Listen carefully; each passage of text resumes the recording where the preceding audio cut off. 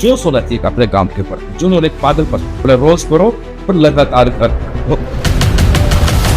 मेरा हर दिन मुसीबत से गुजरा, ऐसे ऐसे दिन की आप आंसू पोंछ लो। आपको कुछ पर्ची पे लिख के दे दिया था, कौन सा मंत्र था? ये कैसे पता चलेगा विजन है या नहीं? ऑल डिसिप्लिन है, इधर आओ इधर जाओ, ऐसा कुछ होता है? ऐसा तो कुछ नहीं, बट देखो क्या एक्चुअली स्टार्टिंग में थोड़ी सी गलतियां हुई। तो टाइम नहीं है, बहुत बिजी रहता हूँ। फुल अकड़ में थे मतलब मैं सबसे मिलना ही नहीं चाहता। मेरा मकसद ये था कि मैं सबसे मिलना नहीं चाहता। तो फिर क्या आप कंटिन्यू लगे रहे? मैंने इंडस्ट्री को क्विट कर दिया, छोड़ दिया? छोड़ने का क्या कारण था? मैं 4.5 साल से मेहनत कर रहा था, मुझे ऐसा अंदर से आवाज आई कि यहाँ पे सफलता नहीं मिलेगी। मेरे दिल ने ऐसा गवाही दिया तो मैंने छोड़ दिया सब। हर दिन मेरा और तकलीफ से गुजरा हुआ। लाल पिस बोलते हैं उसको, हमने उसके साथ में रगड़ की, वो उसके साथ अपने तकलीफ होती थी, छोटे भाई होती थी। उसके बाद मैंने सोच लिया मेरे भाई सर से हाथ उठाना पिताजी की तरह थे। फिर नहीं रुपया? नहीं सर, उसके बाद तो कभी मतलब ना तो वैसे जहन में कोई इंसान आया और ना ही ऐसा कुछ। 8,000 रुपए कमाने वाला व्यक्ति 2009 में डायरेक्ट सेलिंग में 2016 में आया, तो आज कितने का हुआ? तो मैं एक ही बात बोलता हूँ, आदमी आज की 15,000 का नहीं। दुनिया मतलब आपके दीवानी हो जाएगी आपकी आवाज की। करो प्रैक्टिस कभी गा के सुनाओ मम्मी को। नहीं सर, अब तो सब कुछ सुन रहे लोग, हम गाने की जरूरत नहीं मुझे।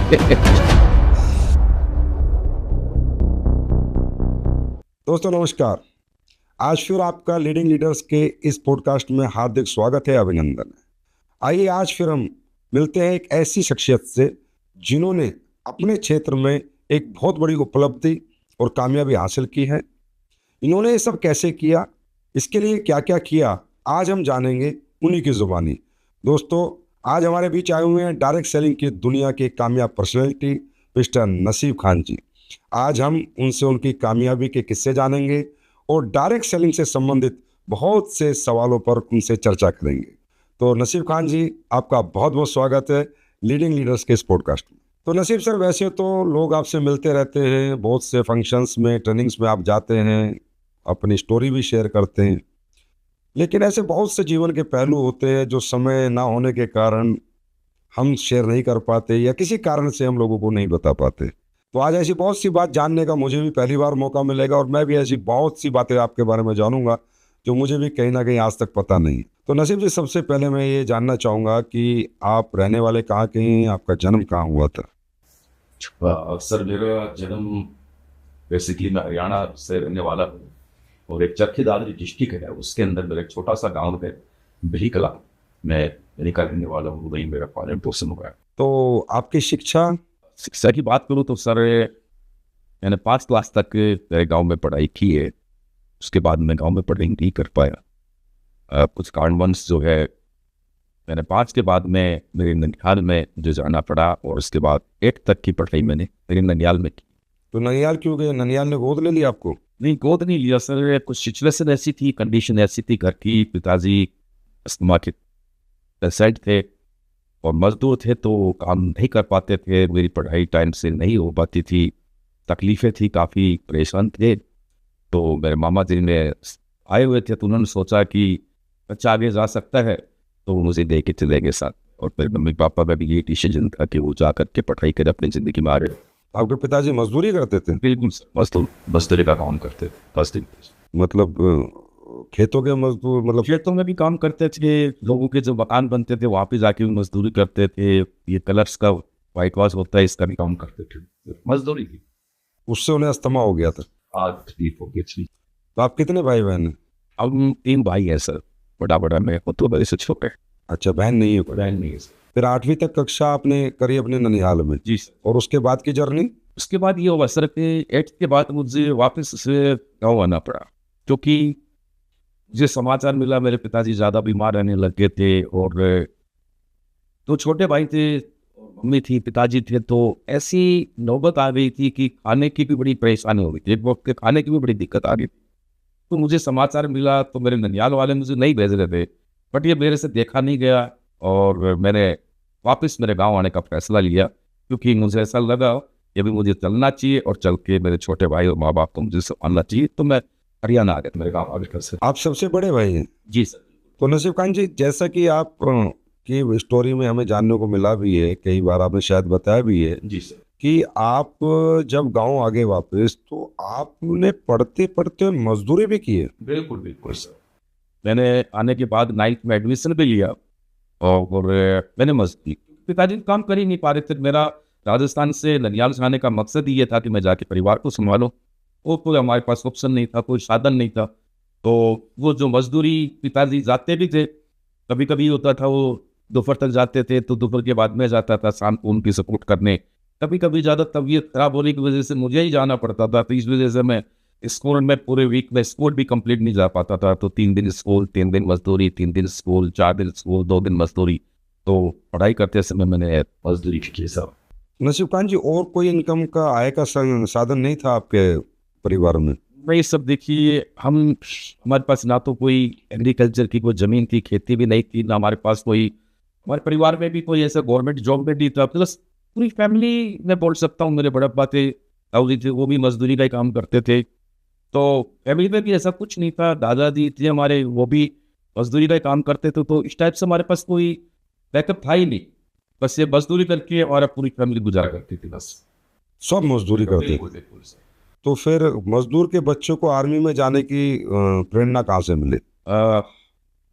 आर्मी में तो एक्चुअली क्या कि सर, मेरे दूसरे परिवार जो अदर परिवार में थे, तो हमारे चाचा लगते हैं तो आर्मी में थे। वो छुट्टी आते थे, गांव में बहुत सारे फौजी लोग जब छुट्टी आते थे मैं देखता था वो वर्दी में आते थे, तो बड़ा अच्छा लगता था कि हाँ, और मेरा शौक बन गया कि हाँ मैं आर्मी में जाऊंगा।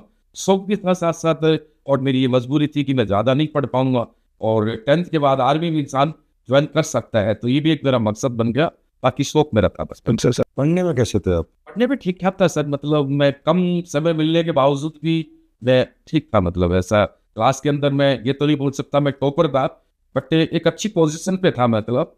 और मेरा हमेशा 10th तक यही रहा कि second, first, second, third position लिए, तो नहीं बोल सकता। तो इसका मतलब तो आप आगे भी बहुत पढ़ाई कर सकते थे अगर आपकी आर्थिक स्थिति इजाजत देती तो। बिल्कुल सर, नो डाउट। मैं इस चीज़ को आज भी मानता हूँ कि अगर मेरे पास, मैं तो तभी फील करता हूँ, तो आज मैं अपने आप में एजुकेशन की कमी फील करता हूँ।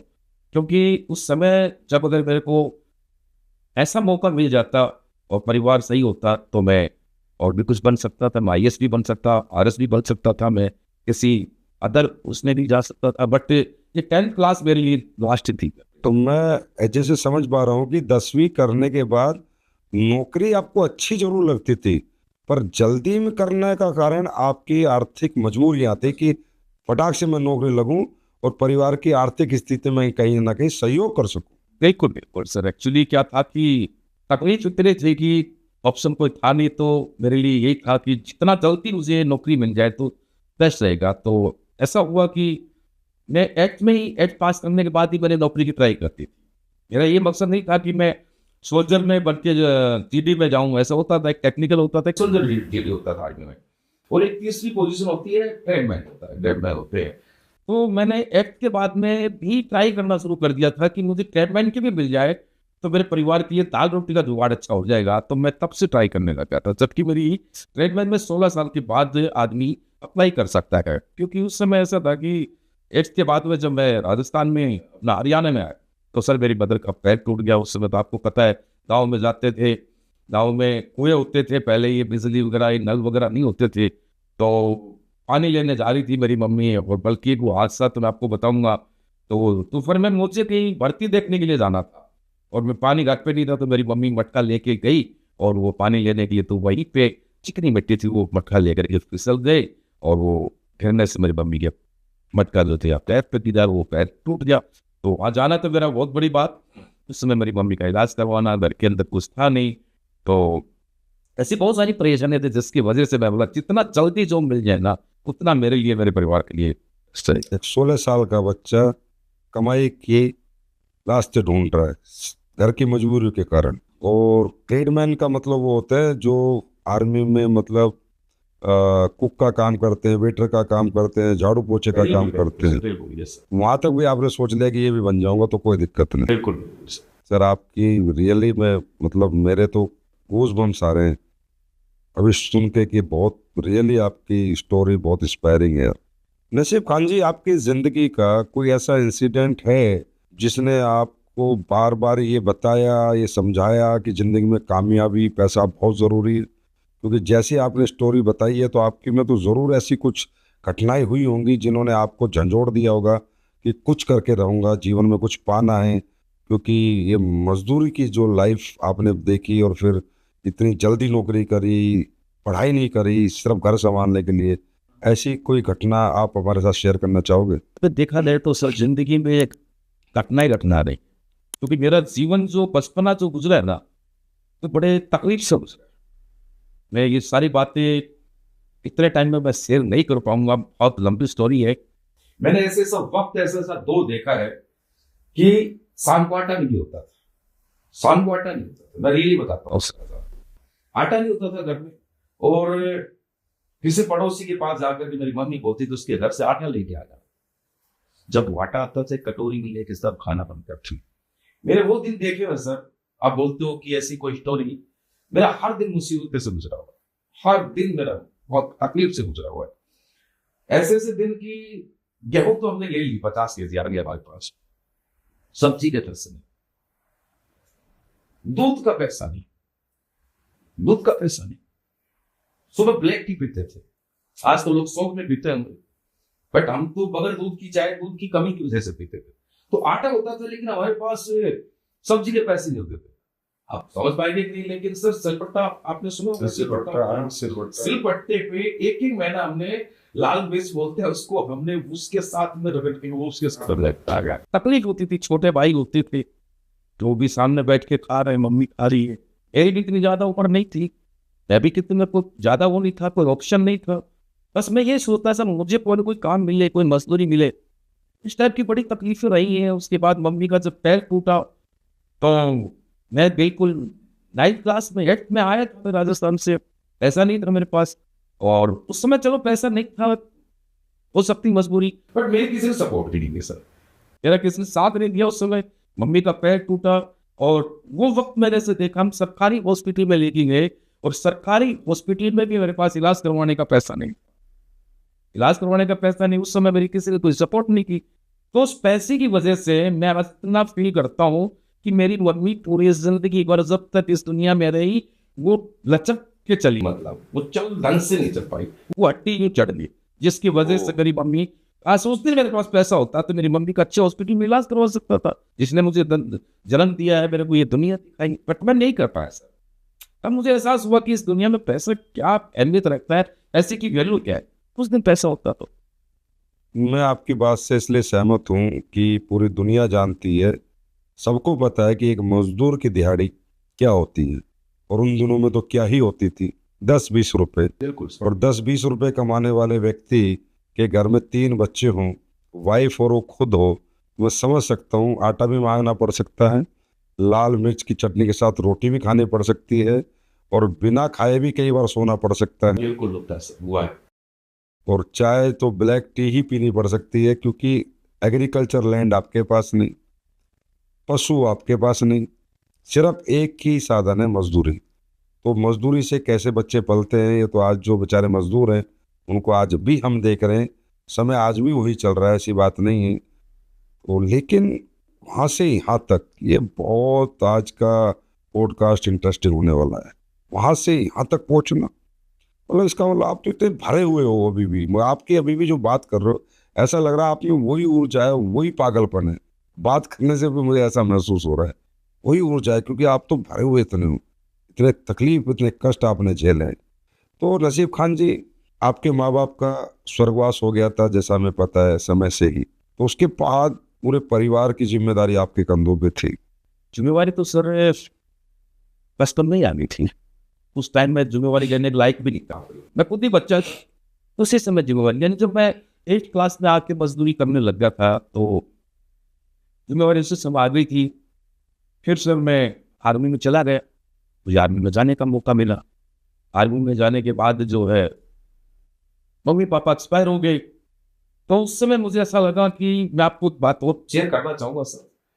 मैं चंडीगढ़ में पोस्टिंग था तो मेरी मम्मी की तबीयत खराब ज़्यादा हुई, हमने काफ़ी जगह, मतलब पहली बात तो मैं आर्मी में था तो बड़ा मतलब छुट्टी मिलना बहुत लिमिटेड छुट्टी होती थी, मैं बार बार आ नहीं पा रहा, मैं घर में संभालने वाला, फैमिली को भी ड्यूटी भी, तो मैं जब वहाँ आता था तो मैंने काफ़ी जगह मम्मी को चेक करवाया। लास्ट ये हुआ कि मम्मी एक्सपायर हो गई, सारी बातों करने के बाद, और कोई अच्छे बड़े हॉस्पिटल में नहीं दिखा पाए, ये जो लोकल हमारे जो होते थे सरकारी, उसने जैसे मम्मी का जो ये जो क्रियाक्रम दिन वगैरह जो बोलते हैं वो कंप्लीट, मैं सर तुरंत चला गया। मेरी छुट्टी कंप्लीट हो गई, मैं चंडीगढ़ दूसरे दिन चला गया। इत्तेफाक ये हुआ कि सर मैं उन पुरानी चीज़ों से उभरा ही नहीं था, और उस तकलीफ को मैंने मतलब उससे मैं बाहर ही नहीं निकला था, मैं टूट चुका था। मैं जैसे ही चंडीगढ़ गया तो मैं सुबह सुबह पहुंचा चंडीगढ़, हरियाणा से मैं बस में बैठा रात को, और मैं दिन में ड्यूटी करके शाम को मैं 5 बजे घूमने निकला। मुझे वो जगह भी आज याद है चंडीगढ़ में, मैं ऐसे डाउन हो रहा था कहीं, मैं चलो अब शाम को थोड़ा माइंड को अलग वे में लेके जाते। 5:15 बजे वक्त मुझे याद है, तुरंत मेरे बड़े भाई साहब ताऊ जी के उनका फोन आया, नसीब कहा हो? तो सर मैं भाई मैं तो ऐसे बोले तुम्हारे वालिद साहब एक्सपायर हो गए। उस दिन मतलब मेरे से ना तो ऊपर ना नीचे, मैं वहीं बैठ गया, बैठ गया, मेरे साथ में जुड़ता उठा क्या कुछ नहीं। मम्मी को तो मैं अभी क्रियाक्रम करके आया हूँ, मेरे वालिद साहब पिताजी एक्सपायर हो गए। वो आया सर, तुरंत मैं छुट्टी पे आया तो मैं घर पहुंचा मॉर्निंग। मेरे दोनों भाई खड़े होकर उन्हीं रहते, बोलो भाई साहब पिताजी गुजर गए। मैंने सर हाथ तक वो पता नहीं मुझे ऐसा क्यों फील हुआ, मेरे भाई को मैंने बोला तो गले लगाया, पिताजी तुम्हारे नहीं, पिताजी मेरे गुजरे, तुम्हारी। उस दिन के बाद मैंने सोच लिया नहीं, मेरे पिताजी ने बोला विधायक बेटा मेरा कोई पता नहीं इस दुनिया से कब बुलावा आ जाए, तेरे भाइयों पे सर से हाथ नहीं उठाना, पिताजी की तरह तुम रखना हाथ।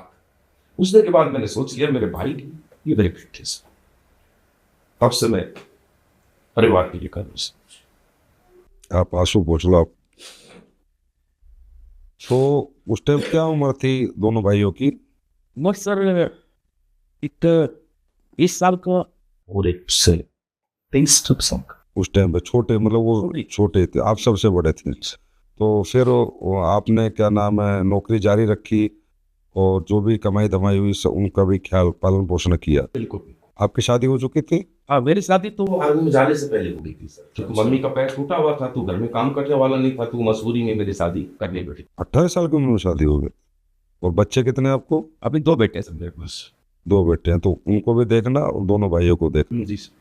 तो अब भाई सेट कर चुके हैं आप? हाँ अब तो बिल्कुल पूरी फैमिली सेटल है, बहुत और बढ़िया, बहुत अच्छी सेटल है। सर देखो, ये मैं इतना बताना चाहूँगा, ये जीवन है, आना जाना लगा रहता है, लेकिन ऐसे वादे करके निभाने वाले भाई इस दुनिया में बहुत कम है।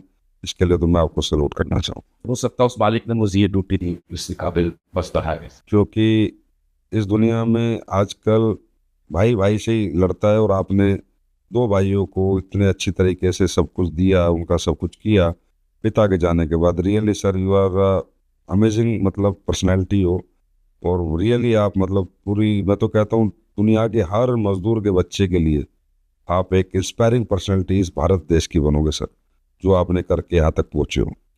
तो सर डायरेक्ट सेलिंग आपकी ज़िंदगी में कैसे आई?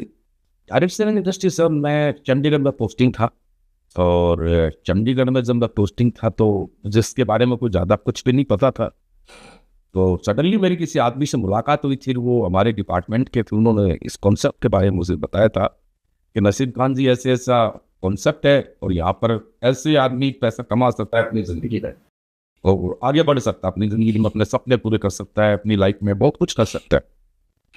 तो रियल में देखा जाए तो मुझे विश्वास नहीं हुआ सर।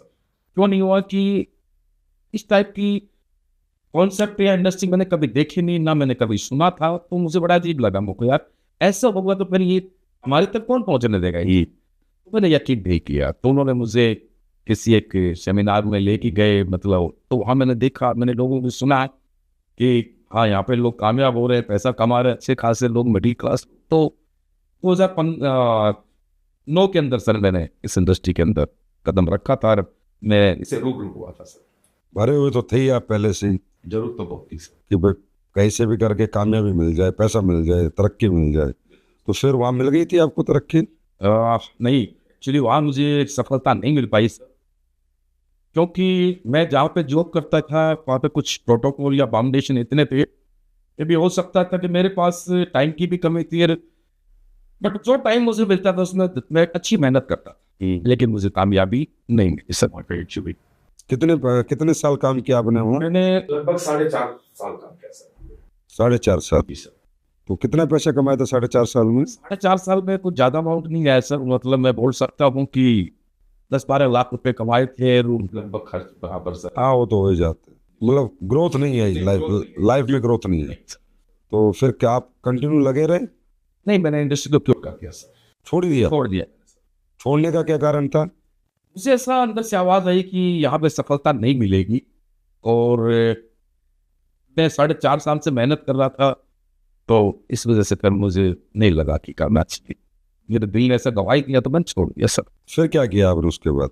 नौकरी चालू रखी? हाँ, नौकरी मेरी स्टार्ट रही सर। उसके बाद नौकरी किया, जब मैंने उस इंडस्ट्री को क्विट किया था लगभग, तब मेरा रिटायरमेंट भी मैं लेके आ गया। नौकरी पूरी करके आए थे पहले? नहीं सर, मैं पिछले रिटायरमेंट लेके आया था, क्योंकि मुझे कुछ करना था मेरी लाइफ के अंदर, तो कि दिमाग में चल रहा था कि नौकरी से मैं इतना बड़ा काम नहीं कर पाऊंगा जितनी बड़ी मेरे पर जिम्मेवारी है।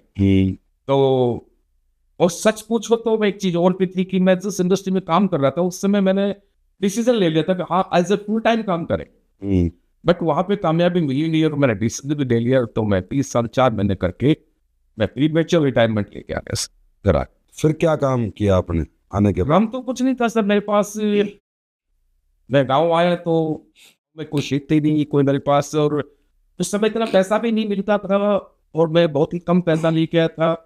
और स्पेशली तो ये हुआ कि मैं कर्ज तो मेरे पे बचपन से ही था, जब मैं आर्मी में गया तब से ही कर्ज था मेरे पर। तो मेरी जो लाइफ थी ना वो कभी कर्जे से मतलब फ्री नहीं हुई। जब भी छुट्टी आया कर्जा, गया आया कर्जा, ऐसे मेरे रूटीन बना था। तो जब मैं आर्मी से आया तो बहुत कम पैसा था उस समय, और परिवार की परेशानी की वजह से मैं पैसा सेव नहीं कर पाया। मैं तो हमेशा डेबिट में ही चलता था। तो सर कुछ पैसा था वो कुछ कर्जे में चला गया, और मेरे पास कुछ था नहीं। आने के बाद फिर 2 भाई थे, मेरे पास उस समय तो कुछ नहीं था। आज की बात अलग है, लेकिन उस समय 2 मकान मेरे पास थी, दोनों मैंने भाइयों को दी थी, क्योंकि अगर मैं वहां रहता तो बड़ी और मजबूरी होती। तो सर आने के बाद मेरे 2 बेटे थे, मैंने सोचा कि इनको पढ़ाएंगे, और पढ़ाई के लिए मैंने क्या किया, राजस्थान को चूज किया। राजस्थान में झुंझुनू मेरे रिलेटिव भी है वहाँ पे, और एजुकेशन के मामले में राजस्थान में सीकर कोटा ऐसे बोला जाता है, अच्छा है, मैं इतना नहीं जानता था।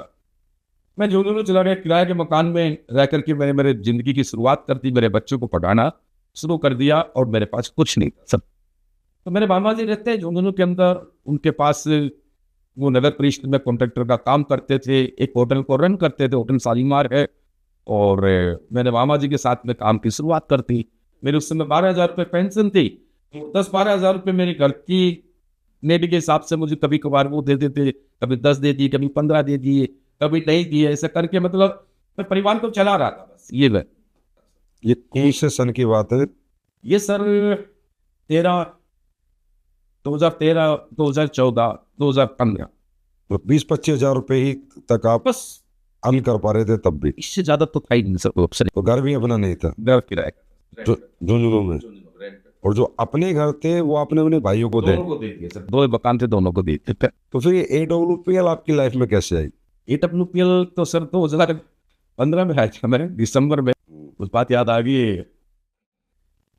भाईपाल सर है, आज उनकी हमारी मुलाकात पहले से थी, और काम भी मैंने सर के साथ किया हुआ था। सर का मेरे पास कॉल आया सर, और ये बड़ा अजीब सा ही रहेगा। तो जब सर का मेरे पास कॉल आया तो सर के पास मेरा नंबर था, तो सर बोले खान साहब क्या करते हो? सर मुझे ये इंडस्ट्री के बारे में, AWPL के बारे में बताना चाहते थे। तो सर का मेरे पास कॉल आया, खान साहब क्या कर रहे हो? तो मैंने सर को बोला मैं ठेकेदारी करता हूं। मैं थोड़ा सा अकड़ के बोला, क्योंकि मैं बड़ा ठेकेदार था। मैंने बोला सर मैं ठेकेदार हूँ। सर ने बोला खान साहब आपसे मिलना चाहते हैं। वो सर टाइम नहीं है। अच्छा, वो टाइम नहीं है सर। भाईपाल सर को बोले आप? बोल दिया सर, तो मैं सर टाइम नहीं है, बहुत बिजी रहता हूँ। तो बोला यार कभी दिल्ली आ जाओ, बस देखेंगे कभी। अब मैं क्या बोलूँ सर इस चीज को, लोगों को क्या लगेगा, फुल अकड़ में थे मतलब आप। मतलब मैं सर से मिलना ही नहीं चाहता। मेरा मकसद ये था कि मैं सर से मिलना नहीं चाहता, कि मुझे ये पता था कि पहले 4.5 साल मैंने दिए हैं, सिर्फ कोई कंपनी लेके आए।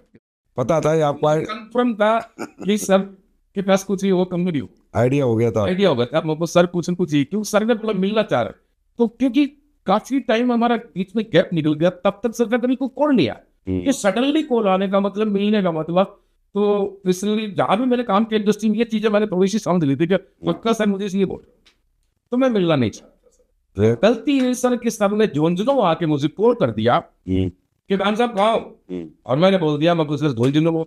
तो सर ने बोल दिया हम भी झुंझुनू भाई। बोला हम कौन है, तो सर आपके साथ के उस समय आपके साथ झुंझुनू मुलाकात हुई सर, और इस समय 2015 मुझे याद है दिसंबर में आपसे मुलाकात हुई, होटल में बैठे थे, मैंने प्लान, आपने मुझे प्लान दिखाया और उस दिन मैंने शुरुआत की थी। डिसीजन लिया। आपके मामा ने भी तो प्लान देखा था। हाँ मामा जी ने प्लान देखा था सर, साथ में बैठ के देखा था प्लान। बट आप जब अंदर प्लान दे रहे थे, बीच बीच में मुझे मामा जी इशारा करके बोलते थे कि आ जाओ बाहर, मेरे मामा जी इससे मतलब इंटरेस्ट नहीं। उनका पुराना एक्सपीरियंस नेगेटिव रहा ना, जो आप सर सॉरी बीच में बोल गया सर। नेगेटिव इसलिए रहा कि उस होटल के अंदर काफी कंपनी की मीटिंग और मीटिंग होती थी, सेमिनार्स करते थे, वो लोग आते थे, तो उन्होंने देखा था कि लोग यहाँ पे बहुत दिन से ऐसे परेशान हो रहे हैं, लोग ज्यादा कोई कमा नहीं पाते, अचीवमेंट नहीं ले पाते हैं, तो उनको मतलब परेशान होते देखा था। काफी बार मेरे मामा जी बोलते थे भाई तुम रहने दो, मेरे को तो बाद में भी बहुत फोर्स किया तुम रहने दो, कि ये जो टाई वाई लगा के आते हैं ना ये लोग, ये देखने में से लगते हैं कि बातें बड़ी बड़ी होती हैं, कभी कभार नहीं। बोले मेरे होटल का काफी बार तो ये और बुक कर लेते, किराया भी बोलते अगली बार देख। मेरे मामा जी बोले कुछ नहीं होता यार, ये फालतू की बातें होती है, तो इस चीज को लेकर नेगेटिव मेरे को भी यही बोला नहीं करना मत, ठेकेदारी कर, तेरा लाइसेंस बनवा दूंगा, तू मेरे साथ रहे, मैं तेरे को लाइसेंस भी बनवा दूंगा, मिल के बड़ा नाम करेंगे, बैंती तू है ये वो करके ऐसा हुआ। बट सर तो डिसीजन ले लिया था क्योंकि मैं इस पावर को जाता। डिसीजन कहाँ इतने जल्दी लिया था? अब आपने मेरा नाम ही ले दिया तो मैं बता दूंगा ना। डिसीजन में तो हमारे पसीने छुड़ा दिए थे आपने सुबह के 5 बजे तक, तो मैं याद वापिस डिसीजन इतने जल्दी कहाँ लिया था? कितने सवाल थे आपके, कितने क्वेश्चनर आपने डाल दिए थे, ऐसे नहीं तो ऐसे नहीं तो ऐसे नहीं तो ऐसे नहीं तो। एक तरफ से मैं समझा रहा हूँ, फिर महिपाल सर बता रहे, और मामा जी कह रहे नहीं नहीं नहीं करना नहीं करना। पर उन मामा जी को बताना वो बहुत लक्की जगह थी, उनकी जो जगह थी जहाँ आपने ये डब्ल्यूपीएल ज्वाइन किया, वो रियली में लक्की जगह है कि वहाँ से हमें नसीब खान मिला और नसीब खान को डब्ल्यूपीएल मिली। तो 3 साल का वक्त गुजर चुका था बीच में दोनों कंपनियों के। जी सर। और मुझे समझ में आता है कि 3 साल का अगर गैप हो जाता है तो आदमी उस रिदम में नहीं रह पाता। तो 3 साल बाद आप आए डब्ल्यूपीएल में, तो आने के बाद आपको कोई कष्ट परेशानी दिक्कत तकलीफ आई कि नए प्रोडक्ट थे, नया सिस्टम था, नए तरीके थे? साल के बाद जब मैंने इसमें हिस्सा लिया तो ऐसा नहीं तो सर एक, क्योंकि मैं ऑलरेडी जब काम कर रहा था उस समय मेरे पास से लिस्ट थी, मैंने इस बिजनेस पर जो लिस्ट का बहुत बड़ा महत्व होता है, तो लिस्ट मेरी ऑलरेडी खत्म हो चुकी थी, क्योंकि मेरे जितने भी अपने जान पहचान के थे, करीबी थे, यार दोस्त थे, मेरे रिलेटिव थे, सबको मैं पहले जहाँ पे मैंने पहले काम किया था मैं सबको बता चुका था। और सबसे मेरे लिए इत्तेफाक की बात ये थी कि जिन लोगों को मैंने बताया उन लोगों ने मुझसे उस पर भरोसा किया कि भैया यहाँ पे हम पैसा कमाएंगे, यहाँ पैसा होगा, उनको मैंने वादे किए, मैं तुम्हारा साथ दूंगा, ये दूंगा। हुआ ये कि मैं सफल नहीं, जब मैं सफल नहीं हुआ तो लोगों को लगा, मतलब लोगों का मेरे से विश्वास उठ गया था, खत्म हो गया, तो भैया हमारे भी पैसे लगवा दिए, खुद भी ऐसा ही है। तो अब मेरे पास कोई लिस्ट नहीं, सबसे पहला मेरे लिए चले था, मेरे पास कोई जान पहचान का नहीं था, झुंझुनू में मैं रहता था, वहाँ पे भी कोई जान पहचान का नहीं था। तो अब मेरे लिए नए लोगों में काम करना, नई लिस्ट बनाना, नए लोगों से पहचान करना, वो मेरे लिए एक सबसे बड़ा चैलेंज था। उसके बाद तो काम की शुरुआत की है सर। काम की जब शुरुआत की स्टार्टिंग फेज में, स्टार्टिंग दौर में हमारे पास कोई साधन नहीं होते थे, कोई गाड़ी नहीं थी। फिर उसके बाद मेरे लिए चैलेंज तो ये था, सबसे बड़ा चैलेंज है कि मेरे पास जैसे ही मैंने इस काम में डिसीजन लिया है डब्ल्यूपीएल में, उससे पहले मेरे मामा जी मेरी सपोर्ट करते थे, मेरे मामा जी सपोर्ट करते थे, बट जैसे मैंने डिसीजन लिया तो उस समय मेरे लिए चैलेंज हुआ कि मेरे मामा ने मेरी सपोर्ट करने का। तो सिर्फ 12,000 रुपये बचे। 12। अब बच्चों की पढ़ाई, जो मेरा कि पर्पस मकसद था कि अच्छे स्कूल में मैंने डाल दिया बच्चों को, टैगोर क्लब की अकेडमी उसमें डाला। किराए का मकान, दूध के बच्चों को चाहिए स्कूल जाने की, ब्रेकफास्ट भी चाहिए, खाना भी चाहिए, बिजली का बिल भी चाहिए। 12,000 में 25,000 में वो मेरा सारा मैं मैनेज करता, मैनेज बड़ा खींच खाच के। तब मैं 12 पे आ गया तो 12 में वो मैनेज नहीं हो रहा, उधर से तो ये परेशानी। दूसरा मुझे फील्ड करना, मार्केट में जाना, झुंझुनू में मेरी लिस्ट नहीं तो मुझे भी 200 किलोमीटर 300 किलोमीटर मुझे भी कहीं कहीं जाना होता था। मुझे मेरे लिए किराया भी चाहिए, मुझे मेरे होटल पे कहीं ज्यादा अच्छी जगह नहीं तो किसी ढाबे पे 2 रोटी तो मुझे भी खानी पड़ेंगी, तो मेरे पास वो पैसा मेरे पास भी नहीं है। अब मैं भी परेशान, मेरे बच्चे भी परेशान। जब घर जाऊं मैं 2 दिन में 5 दिन में तो बच्चे, मैडम बोले कि भाई दूध वाला कल भी आ गया, दूध वाला आज भी आ गया। मकान के किराए वाला भी बहुत गुस्से में आया था, वो बोल के गया अगर तुम्हारी वो नहीं हो पाता तो भाई तुम कहीं अलग ले लो अपना, मुझे तो किराया चाहिए। इवन ये हुआ कि सर मेरे बच्चों को 6 महीने तक बगैर पैसे की फीस के बदले घर बैठना पड़ा है मेरे बच्चों को। एडोलमेंट में आने के बाद स्टार्टिंग में सर, बिग चैलेंज। स्टार्टिंग में सर, क्योंकि स्टार्टिंग में मेरे जो, देखो हो सकता है किसी के साथ कोई हुआ होगा, करिश्मा हुआ होगा, या कोई किस्मत वाला होगा, या कोई वेल टैलेंटेड होगा, अच्छा टैलेंटेड होगा, बट स्टार्टिंग में रिजल्ट नहीं आते सर। और प्रोडक्ट हमारे पास सुपर, नो डाउट प्रोडक्ट हमारे पास बहुत सुपर था, लेकिन किसी के पास भी जाएंगे तो अपनी जरूरत का प्रोडक्ट, हमारे पास जरूरत के प्रोडक्ट थे तो प्रोडक्ट देते थे। लेकिन सर इतना एकदम से फास्ट अचीवमेंट, रिजल्ट प्रोडक्ट लेगा तो भी रिजल्ट एक दिन में थोड़ी आएगा। रिजल्ट भी नहीं आएगा सर, रिजल्ट भी नहीं आएगा तो मेरे लिए खर्चा ज्यादा था, मेरे को भी चाहिए पैसा। तो इस टाइप से क्या है, स्टार्टिंग में थोड़ा सा बच्चों को परेशान किया तो बच्चे घर बैठ गए। फिर मैंने बोला कोई बात नहीं, तुम घर बैठो, कोई इशू नहीं। मेरी मैडम ने बोला बच्चों का भविष्य खराब हो जाएगा, मैं बोला कुछ भी हो, अब मुझे जो करना है मैं वो करूँ, और मैंने किसी की नहीं सुनी, मैं लगा। फिर कितने दिनों बाद आपको लगा कि एडोल का डिसीजन लेने के बाद मुझे ये डिसीजन सही रहा और कामयाबी है? कितने दिन बाद ये मतलब 6 महीने का इतना दर्द भरा समय गुजरा, इतना दुख भरा समय गुजरा, स्ट्रगल वाला पीरियड रहा, तो कितने दिन बाद आपको लगा कि यार अब चीज़ें स्मूथ होती जा रही हैं? कितने दिन लग गए थे उसमें? सब देखिए, वक्त तो लगता है, स्टार्टिंग में कुछ नहीं होता, लेकिन हाँ इतना मेरा विश्वास इतना था स्टार्टिंग में, जब मैंने काम किया 2-4 महीने स्टार्टिंग में मुझे तकलीफ आई, बच्चों को भी तकलीफ झेलनी पड़ी। लेकिन उसके बाद मैं बोल सकता हूँ कि लोग मुझे बोलते थे यार किराए के मकान रहता है, ऐसे अलग अलग बातें, काम में कोई कुछ बोलता था, लेकिन लगभग 2 साल मुझे फिर लाइफ स्मूथ हो गई? 2 साल के बाद में मतलब मुझे तकलीफ नाम की चीज नहीं। अच्छा, 2 साल से आज तक ना मेरे बच्चों को, ना मुझे, ना मेरे परिवार को, ना मेरे तकलीफ नाम की चीज नहीं सर। तो मैं ये कह सकता हूँ कि हमेशा मैं बताता हूँ कि जब एक इंसान जीवन में कुछ बड़ा करने जाता है तो बड़ी परेशानी, बड़ी तकलीफें और बड़े दुख ऊपर वाला देता है, कि इसकी परीक्षा लेता है कि मजदूर का लड़का मजदूर से मालिक बनना जा रहा है तो जो मजदूरी के लिए दोबारा मजबूर कर दूंगा। अगर वो मजदूर का बच्चा जिद कर लेता है नहीं मैं मजदूर नहीं बनूंगा, मालिक बनूंगा, तो फिर परमात्मा उसको रास्ता खोल देता है। तो शायद आपके साथ ऐसे हुआ है। आपकी इतनी चैलेंजिंग स्टोरी है, इतनी इतनी मतलब इतने चैलेंज रहे आपकी लाइफ में कि बार बार आपकी एडोल में आने के बाद भी आपकी परीक्षा ली गई कि 6 महीने आपके बच्चे घर में बैठा दिए गए। होता है सर, और मैं तो ये बोलूंगा भी मालिक परमात्मा अगर कुछ देता है तो परीक्षा तो ले, बस परीक्षा देने वाला। लेकिन जो तप के निखरता है ना वो फिर निखर ही जाता है सर। वो आपने आज इस मुकाम पे आके पूरी दुनिया को ये बता दिया कि मैं तपा हूँ, बहुत तपा हूँ, तभी तरह निखर गया। अब तक की कहानी जितनी मैंने आपसे नसीब जी जानी है उसमें तो दर्द ही दर्द था, कष्ट ही कष्ट था, तकलीफें ही तकलीफें थी। अब ये भी बताओ कि किस दिन ये एहसास हुआ, ऐसी कौन सी अचीवमेंट आपको जिंदगी में मिली जिस दिन आपको खुशी मिली, पहली खुशी जिंदगी की, कि हाँ आज कुछ हो गया, अब लाइफ में कुछ हो गया? ये डेवलपमेंट में आने के बाद कुछ समय के बाद तो खुशियाँ ही खुशियाँ रही।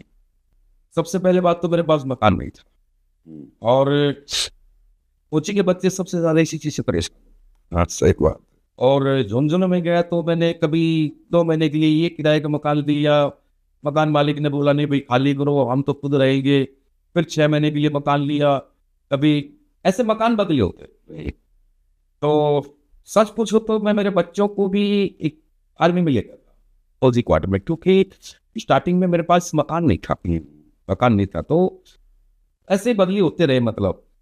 तो सबसे पहले मेरे को लोग बोले कि सर कोई लोन लेकर के 2 कमरे का मकान क्यों नहीं बना, लेकिन मेरे को लोन भी नहीं मिला सर, मेरे को लोन भी नहीं मिला। पहली खुशी मैंने यहाँ AWPL में आने के बाद जिस कॉलोनी में जो लोग मुझे बोलते थे किराए के मकान में है तो अपना मकान बना दे, वो मैंने मकान बनाया लगभग 1 कितने का? 1 का सर, 1 करोड़ रुपए जी। आज तो उसकी ज्यादा कीमत है सर। और एक नहीं, वहाँ तो अभी 3 मकान है सर। 3 बना दिए हूँ। जी सर, 3 मकान वहाँ पे। बड़ी खुशी, मैंने मेरा मकान बनाया, मेरे बच्चे खुश। और खुशी क्यों नहीं हुई सर, हम तो फौज से छुट्टी आते थे तो वो ये घर में आते थे ना, तो वो होता था क्या बोलते हैं हाथ वाला पानी। हाँ, और मकान था हमारा कच्चा मकान था। भी ऊपर सरकंडा बोलते सर, सरकंडे की छत होती थी, वो होती, होती है। और उसमें से पानी टपकता था। और जब पानी टपकता था तो हमारे पास कुछ चारा नहीं होता था, तो हम क्या करते थे, जहाँ से पानी टपक रहा ना वहाँ को बर्तन रखते थे। वैसे 5-7 जगह ये कंडीशन, मकान था ही नहीं सर, बड़ी तकलीफें थी। जब मेरी लाइफ में मैंने मकान बनाया, आप पंखे से हवा डालते थे, वहाँ रूम में AC। मतलब आज बच्चे फील करते हैं कि हाँ, मुझे भी खुशी होती है, मैं खुद AC में सोता हूँ, मेरे बच्चे AC में सो रहे हैं, जो बच्चा जिसमें सो रहा है उसमें AC लगी हुई है, अच्छा मकान है, अपने अपने रूम में सो रहे हैं। मतलब खुश है। आज 2 मेहमान आए तो उनके रहने की तकलीफ नहीं, आज तो सर खुशी है। मतलब पहली खुशी आपको मेरे वक्त घर बनाने के बाद मिली, क्योंकि आपकी तकलीफ सबसे बड़ी घर की रही है शुरू से लेकर आज जब तक। सर आपके जीवन में आर्थिक बदलाव तो आया ही यहाँ आने के बाद, क्या आपको और भी कुछ बदलाव लगते हैं कि आपकी पर्सनैलिटी में, रहने में, खाने में, जीने के अंदाज में भी इस इंडस्ट्री में आने के बाद आप में लगता है कि कुछ और बदलाव भी हुए हैं? कि आर्थिक तौर पे चलो घर तो मिला, गाड़ी वाड़ी होगी, और क्या क्या बदलाव आपने महसूस किया इस इंडस्ट्री में आने के? सारे बदलाव ही बदलाव हुए सर, क्योंकि हमें तो कोट पैंट हमने तो पहना ही नहीं था कि देखा जाए। बड़े बड़े होटलों में रहना, कभी फ्लाइट से निकले ही नहीं थे। जैसे ट्रेन में है तो कभी क्लास 1 में बैठे ही नहीं थे, अच्छे 5 स्टार होटल में नहीं रुके, अच्छे कोट पैंट, अच्छी मतलब ब्रांड जो चीज़ें हमने कभी पहनी ही नहीं थी। अच्छे बड़े बड़े लोगों में कभी बैठने का मौका नहीं मिला, तो कभी अच्छे मंच पे बोलने का मौका नहीं मिला। मतलब बहुत सारी, मतलब बोलते सब कुछ ही बदलाव हुआ है, सब कुछ बदलाव। 2 लोगों के बीच में बोलने में बड़ी तकलीफ होती थी, डर सा लगता था, एजिटेशन होती थी। आज से 50,000 लोग के बीच में भी स्टेज के ऊपर बोल लेते हैं, तो ये बदलाव भी आया है।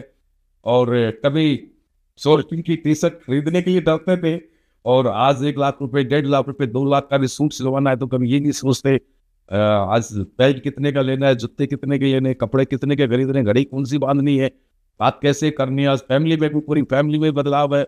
पहले आज तो सारा ही बदलाव हुआ है। मैं आपका सूट नोटिस कर रहा हूँ जब से आप यहाँ पर आए हो, ये 100% दीवान साहब का सूट है, और ये कम से कम 2-2.5 लाख रुपए का है, मुझे दिख रहा है। बिल्कुल सर, ये आपका आशीर्वाद है। कि मैंने बोल दिया क्योंकि मुझे जब से आप आए, मैं क्योंकि मैं समझ सकता हूँ इन कपड़ों को ना, ये तो आज अच्छा लगता है। एक मजदूर का बेटा 2.5 लाख का सूट पहन के लीडिंग लीडर्स के इस पॉडकास्ट में अपनी स्टोरी शेयर कर रहा है, इससे बेहतर दिन मेरे लिए तो कोई नहीं हो सकता। और मैं तो रियली में अप्रिशिएट करूँगा इस डायरेक्ट सेलिंग इंडस्ट्री बनाने वाले को, कि जिसने ये मौका आज हम सबको दिया कि ऐसे भी बच्चे यहाँ पर कामयाब हो रहे हैं जिनके कामयाबी के दूर दूर तक कोई अवसर नहीं थे। तो नसीब खान जी, बदलाव आया, पर्सनैलिटी में भी, आर्थिक स्थिति में बदलाव आया, सब बदल गया, काफ़ी बड़ी अचीवमेंट भी आई। फिर भी आप आज 25 दिन घर से बाहर रहते हो, और 25 दिन बाहर रहने के पीछे क्या कारण है कि अभी तक आप थके भी नहीं हो, रुके भी नहीं हो? और ऐसा भी नहीं है आप कम एज के हो, क्योंकि आपकी तो एक पोस्ट डाल दी थी किसी ने जो हमने देखी थी कि 60 साल का करोड़पति। तो मुझे नहीं पता 60 साल के आप नहीं हो, पर थकावट नहीं होती? 9-10 साल हो गए। सर क्या है कि आपसे मेरी एक बार मुलाकात हुई थी, और उस टाइम आपने एक वर्ड बोला था मुझे, वो जिंदगी में मैं भूल नहीं पाऊँ। आपने एक वर्ड, फर्स्ट में जब मुलाकात हुई थी, नसीम खान जी, आदमी 2 चीजों से परेशान, आदमी को 2 सुख चाहिए होते, एक शारीरिक सुख, एक मानसिक सुख। वो सवाल आपका मुझे आज भी याद है, वो सवाल मुझे कहीं, क्योंकि मैं पहली मेरी जिंदगी में मानसिक भी परेशान था और मैं शारीरिक भी परेशान था। लेकिन सर शारीरिक मैं सोचता हूँ आदमी को करना ही चाहिए, लेकिन मानसिक सुख जो है ना इतना है, वो मुझे थकने नहीं देता, वो मुझे थकने नहीं देता। कि थकता कब जब बच्चे परेशान होते हैं, परिवार परेशान होता है। आज वो खुश है, और सबसे बड़ी बात यह है सर कि आज मेरे साथ में जिन लोगों ने साथ दिया, जिन लोगों को मैं अपने विश्वास पर लेके आया कि आइए हम मिल के काम करेंगे और मैं आपके साथ रहूंगा, तो उस वक्त में हो सकता है उनके पास तो कोई अपॉर्चुनिटी या कोई साथ था, मेरे पास कुछ नहीं था। इस वक्त उन लोगों ने मेरा साथ दिया, वो मेरे साथ खड़े रहे। तो सर आज मेरा फर्ज है, ये मेरी जिम्मेवारी बनती है कि मैं उनके लिए दिन रात मेहनत करूंगा, कर रहा हूँ और भी करता रहूंगा। थकावट मुझे नहीं होती सर। आपकी मेहनत को, हमारा जज्बे को सलाम है। सही कहा आपने, शारीरिक रिकवरी हो जाती है, थकावट के बाद सोने के बाद सुबह फिर फ्रेश हो जाता है, पर मानसिक बीमार आदमी सोता भी बीमार है और उठता भी बीमार है। हकीकत है सर। तो मानसिक सुख के लिए शारीरिक सुख तो कहीं ना कहीं खोना पड़ता है, वो भी सिर्फ 12 घंटे का। सोने के बाद 8 घंटे 6 घंटे वापस वही एनर्जी होती है। हकीकत बात तो ये है। लेकिन ये बहुत बड़ी मिसाल है कि इतने बड़े रैंक पे आने के बाद, इतने अचीवमेंट करने के बाद भी आज एक लीडर 25 दिन अपने लोगों के बीच रह रहा है, फील्ड में रह रहा है, मेहनत कर रहा है और परिवार को भी देख रहा है। नसीब खान जी, इस पूरी जर्नी में यस, कभी ऐसा लगा कि छोड़ देते, रुक जाते हैं? कोई ऐसा इंसिडेंट हो गया हो कि भाई मतलब टीम टूट गई हो या कैसा कुछ हुआ हो?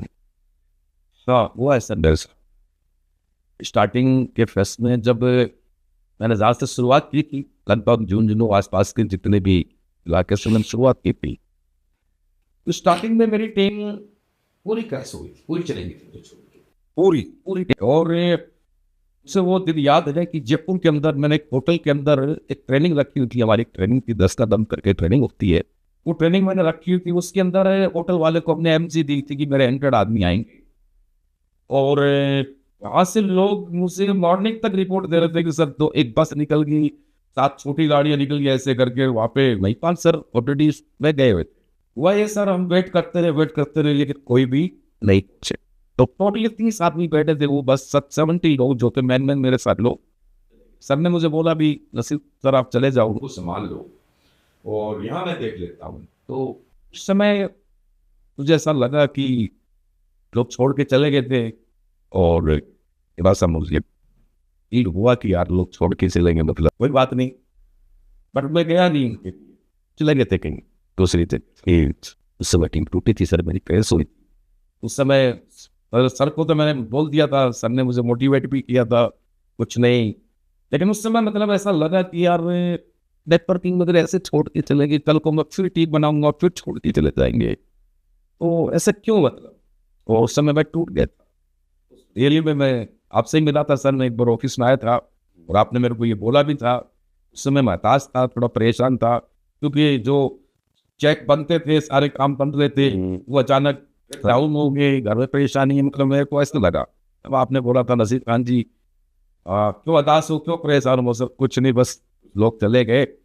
बोला कौन लेके आया था उनको? तो आपने बोला था सर लेके तुम नहीं गए। तो प्लान किसने दिया था? मैंने बोला सर पहले ही प्लान दिया था। तो प्लान आता है ना, सर आता है, लोगों को आप ही लेके आते ना, आप लगो तो लिस्ट बढ़ाओ फिर से जाओ, कोई बात नहीं, लोग तो 150 करोड़ की कही है चीज आपने बोली थी। मैंने ठीक है सर बिल्कुल लाएंगे। बस यही सर। फिर नहीं रुके आप? नहीं सर, उसके बाद तो कभी मतलब ना तो वैसे जहन में कोई विचार आया और ना ही ऐसा कुछ। अच्छा, एक चर्चित बात है आपके बारे में कि महिपाल सर ने आपको कुछ पर्ची पे लिख के दे दिया था मंत्र, और वो आपने पर्स में रख लिया था। वो कौन सा मंत्र था? मैं चाह रहा हूँ मंत्र पूरा देश का डायरेक्ट सेलर जाने कि एक कागज पे एक मंत्र लिखा था उन्होंने और आपने पर्स में रखता था, और उन्होंने कहा था हर सुबह इसको देखना है। मुझे याद है, और आप बोलते हो मैं डेली सुबह देखता हूँ, और उसने आपको रॉयल एम्बेसडर बना दिया, तकरीबन 20-25 करोड़ का आदमी बना दिया। मंत्र तो बताओ कम से कम, आज तो बताओ पूरे देश को। जी सर, क्या बोलूँ मैं थोड़ा यूँ बोल सकता हूँ कि मेरा समय मन कम था ऐसा काम में, थोड़ी सी काम में मन नहीं लगा। तो मैं क्या करता था कि सर मुझे बोलते थे कि खान साहब कैपिंग लगाओ, कैपिंग लगाओ, कैपिंग लगाओ, जो हमारी कंपनी की वीक की कैपिंग होती, कैपिंग लगाओ। मैं सर को खुश करने लगाएंगे सर, लगाएंगे, मतलब ऐसे ही चल रहा था। तो मैं क्या करता था कि थोड़ा सा काम बीच बीच में गैप देता था सर। तो एक दिन सर ने मुझे तुझे बुला लिया, तू तुझे, तो मेरे को बोला हाँ क्यों कैपिंग नहीं लग रही? सर मैं तो भाग दौड़ कर रहा हूँ, मेहनत कर रहा हूँ, मैं तो सब कुछ कर रहा हूँ, मुझे क्या पता क्यों नहीं लग रहा, बताओ। अच्छा, तो सर ने एक पेपर रखा होता है, उसमें से ऑफिस में मेरे को बुलाया, आधे पे बोला तू ये लिख। तो पूरे महीने में था कहा था, पूरे महीने में कहा था। तो बस क्या मेरे को, हाँ आप क्या बताऊँ। तो उसमें मैंने लिखा कि 2 दिन यहाँ, 2 दिन शादी में, 6 दिन झुंझुनू लो, फिर 2 दिन वहाँ, 4 दिन झुंझुनू लो, फिर यहाँ निकला। तो सर ने वो पूरा कैलकुलेशन खाली 20 दिन का ही लिखा। तो सर ने वहाँ पे लिखा ये 5 दिन काम और 15 दिन आराम। चाहिए बेटा कैपिंग, सर कैपिंग तो चाहिए। तो मैं जो बोलूँगा करोगे? बिल्कुल आती सर, आप बताइए। तो सर बोले लिखो अपने हाथ से, ऊपर लिखो पेन से। सर बताइए क्या? बोले रोज करो और लगातार करो।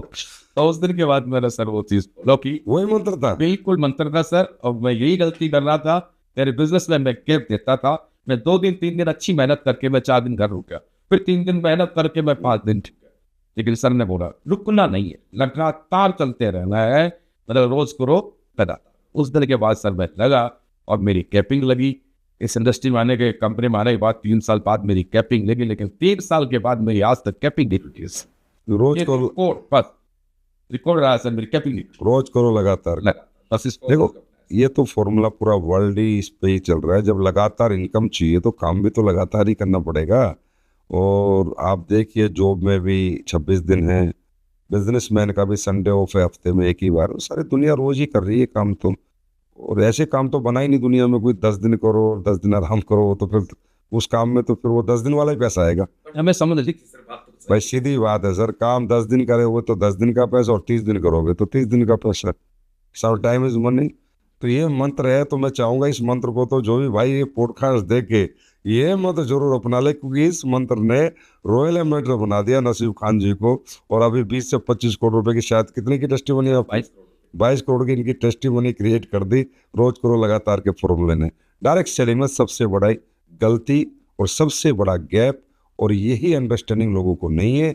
उन्हें लगता है कि ये काम संडे और फ्राइडे का है, उन्हें लगता है ये काम महीने में 12 दिन का है। और इसी वजह से जो अचीवमेंट और जो इनकम उन लोगों की होनी चाहिए उन लोगों की नहीं है। और ये सीख आज के इस पॉडकास्ट से जो भी डायरेक्शन से देखे उसको लेनी चाहिए कि अगर आपको यह कैरियर बनाना है, फ्यूचर बनाना है, वाकई में पैसा कमाना है, तो रोज करो लगातार करो। नसीब सर सुना है आप बड़े कड़क भी हैं, आपने फौजी रहे हैं तो फौजी वाले रूल ही टीम में लागू कर रखे हैं, फुल डिसिप्लिन है, इधर आओ इधर जाओ, ऐसा कुछ होता है? ऐसा तो कुछ नहीं है, बट देखो क्या एक्चुअली स्टार्टिंग में थोड़ी सी गलतियां हुई मुझसे। क्योंकि हमने तो बचपन से ही मतलब फौज में चले गए। फौज में एक डिसिप्लिन तो देखो सर आदमी की जिंदगी में होना चाहिए, फौज में डिसिप्लिन सिखाया जाता है। तो हम तो डिसिप्लिन में रहे और वो चीज़ हमने आके अप्लाई किया। पर देखिए ये चीज़ अलग है, स्टार्टिंग में थोड़ी सी डांट मार देना आएगी, थोड़ा सा चलाया था। अभी तो नहीं सर, ये सब कुछ नहीं। बहुत बाकी किसी को डांट इंसान को जिंदगी में सफल होने के लिए सर, कामयाब होने के लिए, जितने भी बड़े लोग हैं कामयाब, उस इंसान के पीछे किसी एक आदमी का डर लगता है। एक डर कामयाब होने का होता है, एक डर उस इंसान का जिसका डर हमेशा लगे कि मुझे क्या बोले, मुझे क्या बोले, शर्म बोलते। हाँ शर्म और डर सब, जिसको बोलते हैं डांटने वाला फटकारने वाला एक आदमी उसके पास होना बहुत जरूरी। डांटने फटकारने वाला नहीं होगा ना सर, वो आदमी बागी होता है, वो कुछ भी कर सकता है, वो आउट ऑफ कंट्रोल होता है, पेड़ लगाम का घोड़ा होता है, उसका कोई मतलब नहीं। मैंने मेरी जिंदगी में जो है ना, मैं आज आपके सामने बैठा हूँ सर, यही मैं मतलब इस चैनल पे बैठा हूँ। मैं जब से 2 दिन से सोच रहा हूँ सर के सामने बैठ के बात कैसे करूँ। मैं 50 लाख लोगों में बोल सकता हूँ, 50,000 नहीं 50 लाख लोगों में बोल सकता हूँ मंच पे, लेकिन मैं आपसे इतना गैप, मुझे इतना डर लगता है आपका कि मैं बोलने में भी 2 दिन से ऐसे टेंशन में सर क्या पूछेंगे, मैं सबके साथ में बैठूंगा, ऐसा मतलब इस टाइप की बातें। तो सर मैंने हमेशा आपका डर रखा है मेरे दिल में, सर का आपका, और मेरी कामयाबी पीछे ये भी एक बहुत बड़ा रोल है। तो लोगों को डर होना भी चाहिए सर। वो होता क्या है, जो लोग अपने अपलाइनों की रिगार्ड करते हैं और रिस्पेक्ट करते हैं, जैसे हम मदर फादर की रिस्पेक्ट करते हैं, तो डर और शर्म दोनों होते हैं। तो वो है ये डर और शर्म जो आपको है। जी बिल्कुल। ये डर और शर्म वो नहीं है जो कि हम कॉमन बात कर रहे हैं। प्यार करते हैं। ये डर और शर्म वो है कि जो एक व्यक्ति उसी रूप में अपने माँ बाप को देखता है और उसी रूप में अपने अपलाइन और गुरुओं को देखता है, तो वो शर्म करता है और डरता है कि यार कुछ गलती मुझसे ना हो जाए। और अच्छी बात है, सही कहा आपने, डिसिप्लिन होना बहुत ज़रूरी है। और टीम को कभी कभी डांटना भी पड़ सकता है। अगर बच्चा गलत कर रहा है तो पिता का फर्ज भी है डांटना। पर मुझे पता है कुछ सगी तो मजाक वाला, एक मैंने कहा एक बीच में कुछ मजाक भी ले लेते हैं, अभी तक बहुत सीरियस हो गया था भावना, इसलिए मैंने आपको कहा कि आप लोग फौजी रूप तो लागू नहीं कर रहे। सर आपका वॉइस का जो बेस है ना वो लाजवाब है। मतलब हम पुराने दिनों में सुनते थे विविध भारती, और वो जो बात करते थे रेडियो के, जब हम बचपन में देखते थे रेडियो जो कि, तो सुनिए आज का प्रोग्राम विविध भारती है। किशोर कुमार को मैं देखता हूँ आपकी आवाज में, महेंद्र कपूर को देखता हूँ आपकी आवाज में, मोहम्मद रफी को, इतना बेस आपकी आवाज में। तो कभी आपको किसी ने बताया नहीं कि यार आप गाना गाओ, सिंगर बनो, आप पूरी दुनिया मतलब आपके दीवानी हो जाएगी आपकी आवाज की? सर ये कि मुझे इस बात का नहीं पता कि मेरी आवाज़ में इतना बेस है। ये आप मुझे बता रहे हैं कि इस टाइप की आवाज़ है, बट हाँ इतना मुझे पता है मैंने कभी ट्राई नहीं की सर। हाँ अगर मैं ट्राई करता तो मैं अच्छा गा भी सकता, हाँ मैं अच्छा गा भी सकता था। और मजाक की बात नहीं, एक्चुअली मैं जब पढ़ता था बचपन से मैं स्कूल में प्रोग्राम नहीं करता था, हाँ मैं गा भी लेता था, तो ये बचपन से था मेरा। बट इस प्रोफेशन को मैंने चूज नहीं किया, इस प्रोफेशन में नहीं गया। जा ही नहीं पाए क्या? नहीं हाँ, बस एक नहीं तो आप देखिए ना, हमारे भी इतने सारे लोग स्टेज पे बोलते हैं, इतने सारे लोग की आवाज आप सबकी सुनिए, सबसे बेहतर आवाज सिर्फ एक ही व्यक्ति की, वो नसीब खान की। ये तो गिफ्ट है गॉड का, ये कोई आपने थोड़ी बनाई है, ये तो भगवान ने दिया आपको। चलो हम चाहेंगे कभी, अब तो वैसे वैसे भी आ रहे हैं, थोड़ी करो प्रैक्टिस व्रैक्टिस, कभी गा के सुनाओ मम्मी भी। नहीं सर, अब तो सब कुछ सुन रहे लोग, अब गाने की जरूरत नहीं होती। सब तो हमारे गीत गाए जाते हैं। तो नसीब जी इतनी इंस्पायरिंग आपकी स्टोरी है, तो अब हम आपसे थोड़ा सा ज्ञान भी लेना चाहेंगे, और चाहेंगे कि आप यहाँ पर कुछ नॉलेज दें जो डायरेक्ट सेलर्स ने यहाँ फ्यूचर लगाया, जो आगे लगाने वाले हैं, उनको भी आप कुछ अच्छी अच्छी जानकारियाँ दें। तो उसमें सबसे पहले मैं आपसे जानकारी ये लेना चाहूँगा कि लंबा कैरियर है, 2009 से 2025, 17-18 साल का कैरियर है। आज तो समझ आ गया होगा आपको कि एक डायरेक्ट सेलर को किसी भी कंपनी का चुनाव करने से पहले उस कंपनी में क्या क्या देखना चाहिए, क्या आप बता सकते हैं? और जहाँ तक सर इतने टाइम का जो मेरा एक्सपीरियंस है, एक्सपीरियंस के हिसाब से लोगों को वैसे देना चाहूँगा, जो भी नया आदमी नया व्यक्ति आता है उसको नहीं पता होता, बट मैं उसको ये मैसेज देना चाहूँगा, उसको नहीं पता होता, नया नया होता है, कि सबसे पहले आदमी को कहीं भी जाए, किसी भी इंडस्ट्री में जाए, कहीं भी जाए, मगर डायरेक्ट सेलिंग इंडस्ट्री में अगर वो जाता है तो उसको प्रोडक्ट सबसे पहले, ये मेरा मानना है। क्योंकि लास्ट टाइम जब मैंने लास्ट कंपनी मैंने जहाँ भी काम किया था, मैं उसकी बुराई नहीं कर रहा हूँ सब, बट हमने जो शुरुआत की थी, कहीं कहीं मेरी जो असफलता का कारण या मेरे जो हो रहा है वो भी प्रोडक्ट रहा है। मैं इजाजत देने तो मैं ऊपर बोल नहीं सकता, यानी मेरा प्रोडक्ट वो रहा है। तो एक नए आदमी को सबसे पहले प्रोडक्ट लेना चाहिए, क्योंकि हम लोगों के पास जो जाते हैं ना, जब एंट्री कर लेते हैं तो सबसे पहले हम लोगों के पास प्रोडक्ट लेके जाते हैं। हमारा माध्यम प्रोडक्ट होता है, हमारा बेस प्रोडक्ट होता है, हमारा जरिया सब कुछ सब कुछ प्रोडक्ट होता है। जब लोगों के पास जाते हैं वो कौन होते हैं? वो तो हमारे अपने होते हैं, वो तो हमारे अपने होते हैं। मेरे लिस्ट से अगर कोई मेरा दोस्त है, उसके दोस्त के पास जाए तो है तो वो हमारे लिस्ट से ही तो है ना सर। अब उनको प्रोडक्ट ना तो वो यूज का, ना उसकी उतनी कीमत होती, मतलब हमारे लालच के लिए अगर उसको हम वो प्रोडक्ट थोप देते हैं, हम चलाते, तो सबसे पहले तो सर उस आदमी से हमने जो हमारे पूर्वजों ने जो रिलेशन बनाए थे वो रिलेशन खत्म हो जाते, हमारी ईमानदारी वहां पे खत्म हो जाती, उन लोगों की नजर पे हमारे लालच नजर आता है। मेरा ये कहना है कि तेरे इंडस्ट्री में आना होना तो सबसे पहले प्रोडक्ट से, प्रोडक्ट अगर दमदार है सर, प्रोडक्ट में जान है, तो मैं बोलता हूँ इंसान को पीछे मुड़ के देखने की। आज मैं यहाँ पे पहुंचा, जब मैंने स्टार्ट किया तो मैंने प्रोडक्ट ही देखा था, सबसे पहले प्रोडक्ट में दम था, तो आज प्रोडक्ट की वजह से यहाँ पहुंचे। तो पहला तो सिर्फ प्रोडक्ट, ठीक है।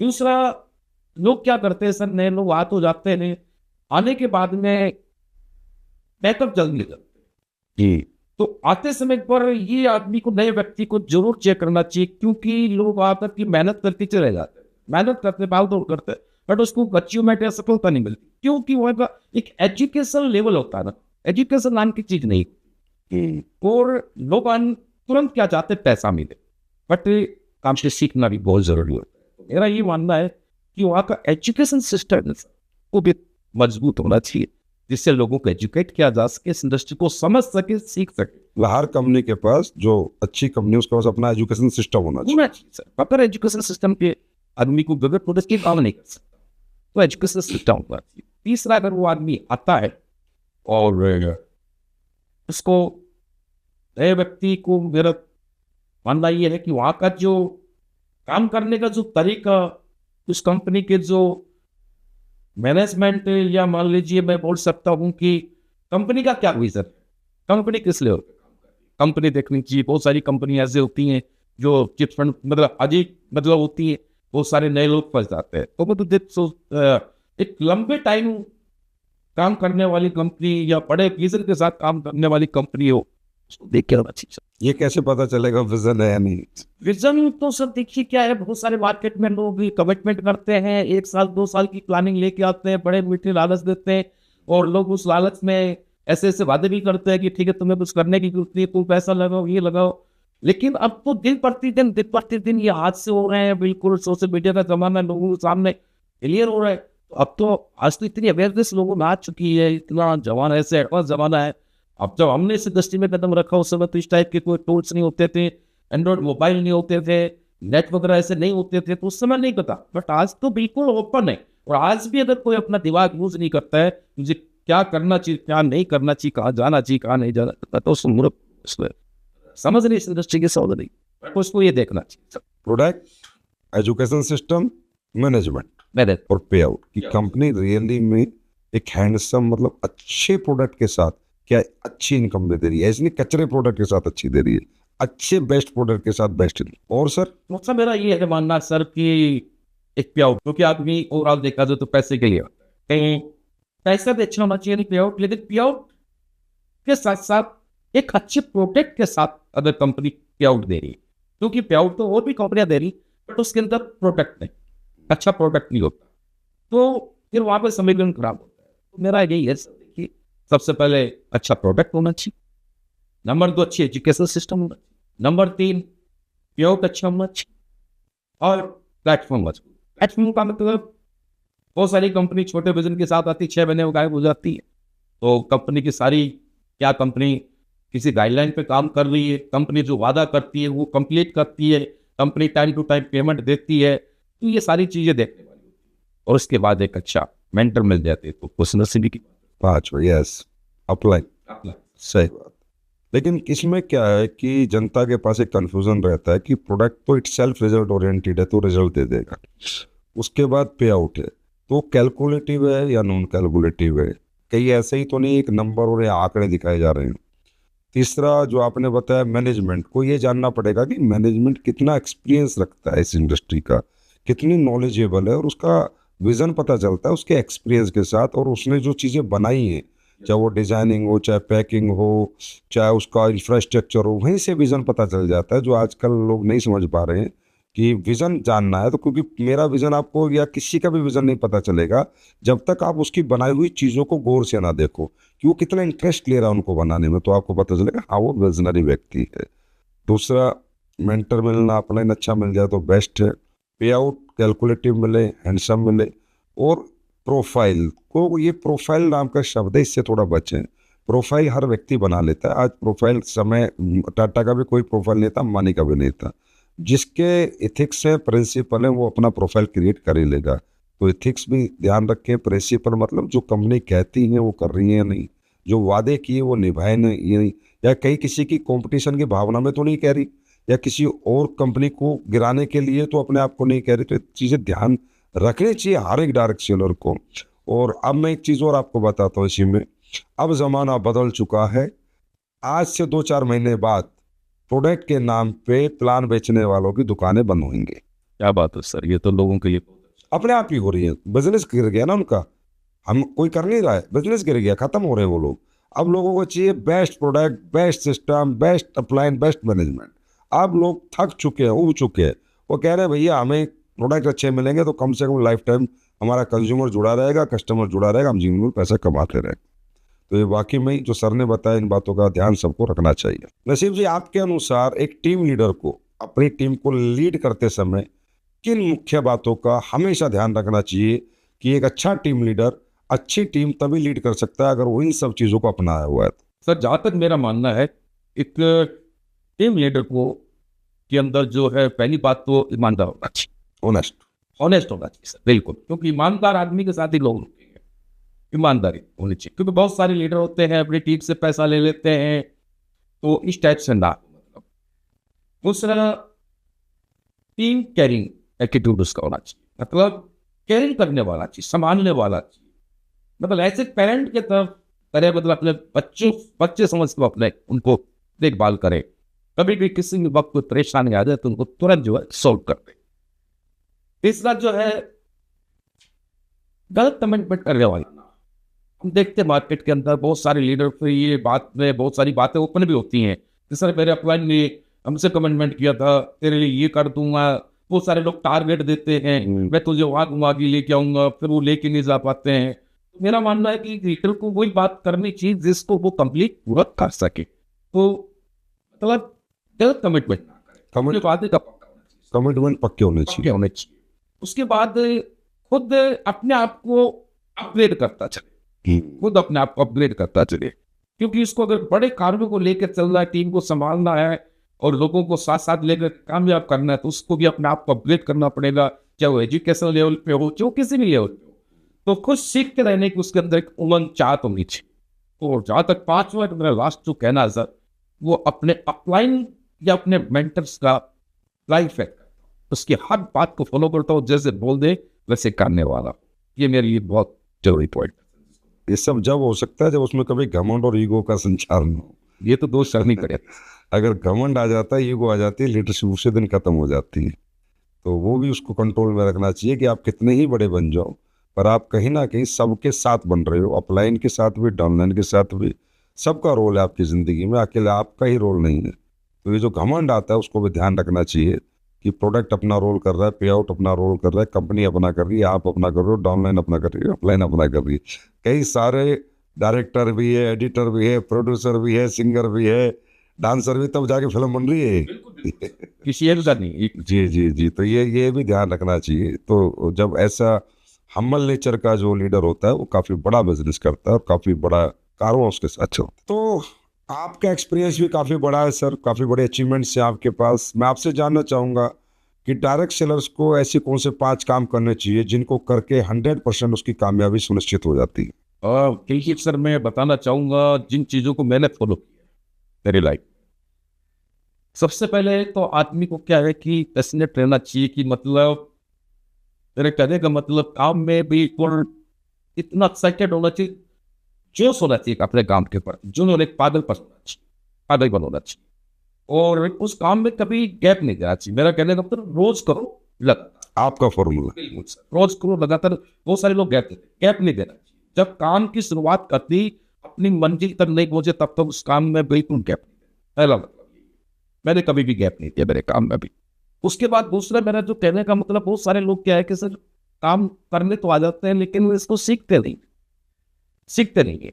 और जब तक ये लोग सोचते हैं कि ऐसे पैसा रहेगा, लेकिन मेरा ये मानना है इस काम को सीखने में टाइम लगता है। तो आदमी को 2 चीजें, मैं एक ही चीज कहना चाहूंगा कि आज जो भी एक्टिविटी होती है, जिस सिस्टम के साथ हम चल रहे हैं, उस सिस्टम की कोई भी एक्टिविटी है वो नहीं छोड़नी चाहिए आदमी को। कभी भी गैप मतलब और नहीं करना चाहिए। अगर सेमिनार है, जो छोटा सेमिनार, जो बड़ा सेमिनार, ट्रेनिंग है, एजुकेशन के मामले में ट्रेनिंग है, तो जो छोटी ट्रेनिंग है, बड़ी ट्रेनिंग, उसको अटेंड करना चाहिए। तो कि सेमिनार कोई भी जो है हमें विजिट देता है, और जो ट्रेनिंग है वो हमें सिखाती है हमें काम कैसे, यानी कैसे करना है। तो एक्टिविटी को अटेंड करना चाहिए, और सिस्टम के एक्टिविटी को। तीसरा मेरा जहाँ तक मानना है, बहुत सारे लोग क्या कि ये देखिए सब बिजनेस है, इसमें उतार चढ़ाव भी आते हैं, अप डाउन्स आते हैं। जब हमारा काम अप जाता है तो लोग बड़ा एक्साइटेड होते हैं, खुश होते हैं, और सारी बातें उनकी अलग हो जाती है। लेकिन जब कभी डाउन सोल आता है ना, तब लोग नेगेटिव होते हैं, यहाँ मैंने देखा है। तो मेरा यही मानना है कि आदमी को कभी अपने काम को लेकर नेगेटिव नहीं होना चाहिए कभी भी, क्योंकि उतार चढ़ाव तो जिंदगी में आएंगे, हमारे साथ भी आए हैं। अपने काम के प्रति हमेशा आदमी को पॉजिटिव रहना 24 आवर्स। उसके बाद अप्लाई, जो अप्लाई ने बोला ना सर, जो भी बोला कर डालो, बस ना मत। ना मत। और उसके बाद थोड़ा समय लगेगा, धैर्य रखो। लोग कल ही सफलता चाहते, कल नहीं मिलेंगे सर। हमें भी यहाँ पहुंचने में वक्त लगा है, तो यहाँ तक पहुंचने में उनको भी वक्त लगेगा, तो थोड़ा पैसेंस रखना, धैर्य रखना। ये 5 बातें आपने बताई सभी डायरेक्ट सेलर्स को, तो उनको ध्यान में रख के काम करना चाहिए, और अगर वो इनको फॉलो करेंगे तो मुझे लगता है आने वाले समय में सब लोग नसीब खान सर जैसे रैंक पे वहाँ जल्दी पहुंचेंगे, क्योंकि इन्हीं सब बातों को मैं भी फॉलो करता हूँ। सर, आपके हिसाब से प्रोडक्ट ट्रेनिंग का क्या महत्व है डायरेक्ट सेलिंग में? क्या प्रोडक्ट ट्रेनिंग से लेनी जरूरी है, या एक बार ट्रेनिंग ले ली या बिजनेस प्लान सीख लिया और काम पे लग जाना चाहिए? ट्रेनिंग तो सो कोई भी बार बार लेनी चाहिए, आदमी बार बार लेनी चाहिए, लेकिन प्रोडक्ट ट्रेनिंग बहुत जरूरी, क्योंकि हमारा जो बेस, हमारे पास जो हैंडमेड प्रोडक्ट है सर, तो प्रोडक्ट की नॉलेज नहीं होगी तो हम लोगों के पास क्या बताएंगे, क्या समझाएंगे? अधूरी नॉलेज लेके जा रहे हैं, लोगों के पास प्रोडक्ट लेके जा रहे हैं, लोगों को हम समझ, जबकि हमारे बहुत पावरफुल प्रोडक्ट है, प्रोडक्ट बहुत पावरफुल है हमारे पास, लेकिन नॉलेज नहीं, हमारे लोगों को नॉलेज ही नहीं। बस वो प्रोडक्ट लेके जा रहे हैं और एक आदमी को सोचते हैं कि बस मैं इसको दे दूं और मेरे को बंदा आईडी देते, मेरे साथ शुरुआत करते हैं बस एक छोटे से उसमें। अगर उसको नॉलेज हो तो सर वो लाइफ टाइम उस प्रोडक्ट को यूज करेगा। लोग सोचते हैं कि मैं इसको छोड़ने जाना, छोड़ना नहीं। अगर उसको प्रोडक्ट की अहमियत अगर समझ आ जाए किसी हमारे कंज्यूमर को, सिर्फ वो हमें लाइफ टाइम नहीं छोड़ेगा। मेरा मानना है प्रोडक्ट की नॉलेज होगी तभी आदमी काम कर पाएगा। प्रोडक्ट की नॉलेज तो बहुत जरूरी है। जब भी प्रोडक्ट ट्रेनिंग है उसको देना चाहिए। तो प्रोडक्ट ट्रेनिंग के लिए तो फिर प्रोडक्ट ट्रेनर कंपनीज को देने चाहिए ना? नहीं, वो तो कंपनी से आ रहे हैं सर, कंपनी से सारे प्रोडक्ट ट्रेनर है, जहाँ जहाँ हमारे सिटी है, जहाँ जहाँ हमारे लोग काम कर रहे हैं, वहाँ पे बिल्कुल टाइम टू टाइम उनको मतलब प्रोडक्ट ट्रेनर भेजता है और ऑफलाइन जा कर के रेडी कर दिया था सर। प्रोडक्ट ट्रेनिंग का एक और तरीका है कि जो हब्स डलती है उनके बारे में बंदों को पढ़ना भी चाहिए, गूगल वगैरह को। Yes. तो उससे भी वो अपने आप को काफ़ी अपग्रेड कर सकता है। लेकिन अगर आपने प्रोडक्ट को अच्छा ब्रीफ कर दिया ना, तो मैं कह सकता हूँ आपका प्लान को ब्रीफ करके इतनी जल्दी वो पैसे दे के आपके साथ नहीं एसपी लेगा, प्रोडक्ट नहीं लेगा। जितनी ताकत आपकी प्रोडक्ट ब्रीफिंग में होगी और कन्वेंसिंग जितनी प्रोडक्ट ब्रीफिंग में होगी, एक मैं कह रहा हूँ थोड़ी देर में व्यक्ति कन्वर्ट हो जाएगा और आपकी टीम बढ़ती चली जाएगी। प्रोडक्ट ट्रेनिंग का बहुत बड़ा महत्व है। नसीब खान जी, किसी की भी टीम बनने के बाद रैंक भी हो गया, टीम भी है, अचीवमेंट भी है, अचानक कोई घटनाक्रम हो और उसकी टीम टूट जाए, मान लो कोई मेन लीडर छोड़ के चले जाए या किसी कंपनी में टीम चली जाए या कोई कैसी भी प्रकार से वो व्यक्ति जीरो हो जाए, एक रैंक पे है, लीडर है, अचीवमेंट भी थी, अचानक से जीरो हो गया, आपके अनुसार उसे खुद को रीबिल्ड करने के लिए दोबारा क्या करना चाहिए? मेरे साथ हुआ सर ऐसे और आपके पास बैठा था आकर मेरे साथ हुआ है। मेरा मानना ये है कि अगर इस टाइप से अगर किसी आदमी के साथ होता है, उस आदमी को सबसे पहले अपने अपलाइन के पास बैठ जाए, तुरंत अपलाइन से बैठ करके और उससे अपनी प्लानिंग, जो अब स्टेटस जो बताते वो प्लानिंग और उसके फिर काम सुने। इस तरह जैसे मैं आपके पास बैठा था, आपने बोला मेरा जब नेटवर्क टूटा वो तकलीफ आई, तो आपने बोला था हाँ नसीब खान प्लान आता है? जी सर बिल्कुल आता है। लेके कौन आया था उनको? मैंने बोला सर मैं नहीं क्या, और सब कुछ आता है। तो 150 करोड़ की पॉपुलेशन है दुनिया, लिस्ट बनाओ, लग जाओ फिर से।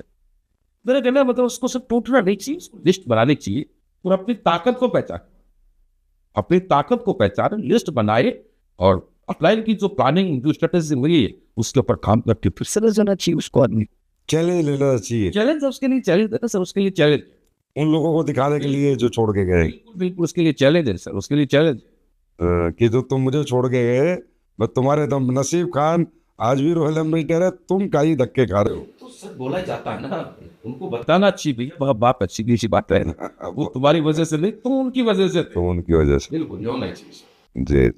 और मतलब मेहनत करनी चाहिए। मैं तो कहता हूँ डबल ट्रिपल मेहनत बढ़ा देनी चाहिए, क्योंकि लाइफ का जीतने का मजा भी तब आता है सर जब चैलेंज हो। जीतने का मजा भी तब आता है जब हमारी जीत को देख के सब खुश ना हो, कुछ लोग दुखी भी हो। सर हमारी ट्रेनिंग्स होती हैं, जैसे SOS भी है, 10 कदम भी है, 12 स्टेप ट्रेनिंग भी है। तो कई बार लीडर कहता है कि जैसे हर फ्राइडे ट्रेनिंग हो रही है या हर साल SOS हो रही है, हर 2-3 महीने में 10 कदम, मतलब पिछले वाले में तो था, इस वाले में क्यों जाना है? तो क्या ये सही है कि एक बार ट्रेनिंग लेने के बाद बार बार वो ट्रेनिंग में जाने की कोई जरूरत नहीं है? नहीं सर, आपको ट्रेनिंग तो बार बार लेना चाहिए। एक वक्त ऐसा था जब हमने शुरुआत की थी, तो पहली बार जब गए थे तो हमें कुछ पता ही नहीं था, कुछ भी नहीं आता था। हम खुद बैठ के ट्रेनिंग ले रहे थे, बट मैं इस मकसद के साथ जाता था, मुझे एक बार ट्रेनिंग लेनी है। शायद आज मैं ट्रेनिंग दे नहीं रहा, आज यस, महसूस दे रहा हूँ सर। गुड। तो वहां तक पहुंचना है तो ट्रेनिंग को बार बार लेना पड़ेगा। मतलब आपको ट्रेनिंग लेने नहीं जाना, ट्रेनिंग देने जाना है, बिल्कुल, और देने जाना है तो बार बार लेना। मैं आप समझ गया हूँ, ठीक, perfect perfect. It's a perfect answer कि हमें ट्रेनिंग बार बार इसलिए नहीं लेनी है कि हमें सीखना है, हमें ट्रेनिंग इसलिए लेनी है कि हमें ये ट्रेनिंग कभी देनी नहीं। ये तो फिर नसीब जी, एक और परसेप्शन है पूरे इंडियन डायरेक्ट सेलिंग इंडस्ट्री में खासकर, कि बस ये तो 3-4 साल का बिजनेस है, उसके बाद आप फ्री हो जाएंगे, फिर आपको कुछ नहीं करना है। तो तकरीबन लोग इसी माइंडसेट से आते हैं, 3-4 साल में नहीं हुआ तो फिर बोलो चलो चलो अपना दूसरा काम करते हैं, या तो कुछ हुआ नहीं। तो क्या ये सही बात है कि 3-4 साल 5 साल का बिजनेस है? मेरे मानना तो ये सर, ये लोगों की गलत और गलत समझ के बैठे। मैं सही हूँ गलत मुझे नहीं पता, बट ये गलत समझ के बैठे लोग। 3 साल 4 साल, 3 साल बस एक बिजनेस साल में गया था सर। 3 साल को सीखने में लग जाती है। जब हम नए आए, बहुत सारी गलतियां की, बहुत सारी ऐसी, पता ही नहीं था कुछ। 3-4 साल के बाद पता लगा कि रियल बिजनेस है क्या, इसको करना। क्योंकि बिजनेस में समझ बहुत जरूरी है सर। एजुकेशन से ज्यादा समझ, एजुकेशन कम, समझ ज्यादा होनी चाहिए। और 3 साल तक तो उसको समझ नहीं आता है बिजनेस की पावर क्या है सर। तो मुझे ऐसा लगता है कि 3 साल तो आदमी को समझने में, सीखने में लग जाता है। और जब आदमी को कैरियर लगाया, जब प्लेटफॉर्म मजबूत है, इंडस्ट्री मजबूत है, वो 3 साल में अपने आप को आजमाने क्यों आता है, 4 साल आजमाने क्यों आता है? ऐसी कौन सी इंडस्ट्री, ऐसा कौन सा बिजनेस है जहां 3 साल कर लिया, सफलता नहीं मिली तो तीसरा चल मेरे दूसरी चीज को एक्सेप्ट करते। बट ऐसा नहीं है, सब नहीं सर। अगर आदमी को यहाँ पे, अगर उसको लगता है कि यहाँ पे मेरी जिंदगी बन सकती, तो जब मैं तो यही बोलता हूँ उसको अपना कैरियर लगा देना चाहिए। और जिसने अपना कैरियर लगा लिया, तो वो बोलते हैं ना कि एक आदमी जॉब के लिए पढ़ाई करता है, मतलब एक आदमी जॉब के लिए पढ़ाई करता है, उस आदमी को जॉब कभी नहीं मिलता, क्योंकि वो पढ़ाई जॉब के लिए कर रहा था। वो पढ़ा नहीं, वो जॉब की नीड के लिए कर रहा था। मैं बोलता हूँ आदमी को पढ़ना चाहिए, जो उसके पीछे पीछे आते। आदमी को अपना कैरियर लगाना चाहिए, सफलता उसको कब मिल जाएगी बताइए। और जो 2 साल 3 साल के लिए आता है, उसको सफलता कभी नहीं मिलेगी। और जो ये सोच के आता है मैं 5 साल के लिए आए, उसको भी नहीं मिलेगी। जो ये सोच के आएगा मैंने मेरा कैरियर लगा दिया यहाँ पे और अपने आप को समर्पित कर दिया, सफलता उसके पीछे भेजे। 10 साल 15 साल 20 साल 25 साल 30 साल, हम ये थोड़ी सोच के आए। वैसे मैं बताऊं हकीकत में, जो मेरा मतलब, मैं भी बिल्कुल आपको सहमति दे रहा हूँ अपनी, कि 5 साल तो सीखने में लगते हैं, 5 साल जीतने में लगते हैं, और फिर पूरी जीवन उसको संभालने में लगते हैं। हकीकत में लोग आर्थिक रूप से फ्री होते हैं 5-10 साल में, 10 साल में, लेकिन शारीरिक आपको मेहनत पूरे जीवन करनी पड़ती है, क्योंकि जो आपने बनाया उसको संभालना भी है, और जिन लोगों को आपने बनाया उनके सपने भी पूरे करवाने। तो मेरे हिसाब से तो जब तक है जान, जब तक है डायरेक्ट सेलिंग, जब तक शरीर में जान है, तब तक आदमी को लगातार करते रहना चाहिए। अच्छा 5 साल की या तो सेल्फिश होता है, कुछ नहीं हुआ, फिर मैं तो ये सुना वो selfish है। लक्ष्य मतलब होता भी नहीं, ऐसा कोई धंधा दुनिया में बना नहीं ना। हमें कोई नौकरी नहीं बनी, कुछ नहीं बना, जब 5 साल करो फिर फ्री हो जाओ लाइफ में। तो फ्री तो आप आर्थिक रूप से आप फ्री हो सकते हो, आर्थिक समर्थ हो सकता है, आप 4 साल में हो जाओ, 8 साल में हो जाओ, 5 साल में हो जाओ, लेकिन आपका शारीरिक भी मैं घर बैठ जाऊं तो फिर तो वो बिजनेस क्रैश ही करेगा। ये तो नहीं हो सकता। और वो जो लोग आपके साथ आए वो भी कहीं ना कहीं धक्के ही खाएंगे, और कहीं ना कहीं वो भी कहीं ना कहीं मुझे लगता है उनको भी इसका हार्म होगा। सर डायरेक्ट सेलिंग में बड़ा मतलब हर व्यक्ति का ये सोच है, और जितने भी बड़े लीडर हुए हैं कि डायरेक्ट सेलिंग में कहते हैं अपलाइन को ब्लाइंड फॉलो करो, अपलाइन को ब्लाइंड फॉलो करो। तो कई बार ये क्वेश्चन आता है भाई हम क्यों ब्लाइंड फॉलो करो, हम तो अपलाइन से ज़्यादा इंटेलिजेंट है, हम अपने खुद के डिसीजन खुद ले सकते हैं, हम खुद के सेमिनार, मतलब हम अपना सब कुछ खुद चला सकते हैं। तो आप इसे कहाँ तक सही मानते हो कि अपलाइन को फॉलो करना चाहिए, ब्लाइंड फॉलो करना चाहिए, या उनको उनके डिसीजन पे छोड़ देना चाहिए? सर जिसको कामयाब होना है तो उसको ब्लाइंड फॉलो करना चाहिए, अपलाइन। जिसको सफल होना है, कामयाब होना, तो उसको ब्लाइंड फॉलो करना चाहिए। अब जिसको नहीं कामयाब होना तो अपनी मर्जी से करे। क्योंकि क्यों करना चाहिए ब्लाइंड फॉलो? तो जिस रास्ते से हम जाना चाह रहे हैं उस रास्ते से हमारे अपलाइन ऑलरेडी गुजर चुके हैं।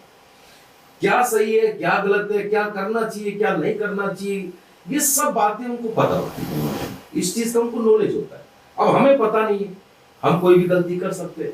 तो स्टार्टिंग में हर आदमी कोशिश करता, हमने भी की थी स्टार्टिंग में गलतियां, दिमाग तो नहीं था हमारे अंदर, लेकिन हमने भी कोशिश की दिमाग लगाने की, और उसका रिजल्ट बेकार।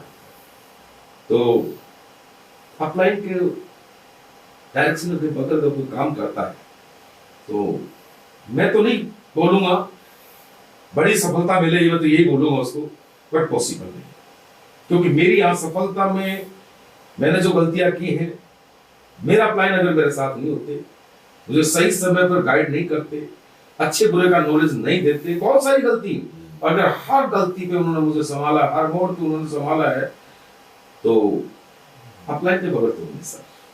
तो साथ हर आदमी से मेरी रिक्वेस्ट है कि अपलाइन को फॉलो करना चाहिए, लाइन फॉलो करना चाहिए, क्योंकि अपलाइन एक एक्सपीरियंस, बिल्कुल एक्सपीरियंस है सर। अपलाइन इज एक्सपीरियंस, और एक्सपीरियंस ही आपको बड़ा बनाता है।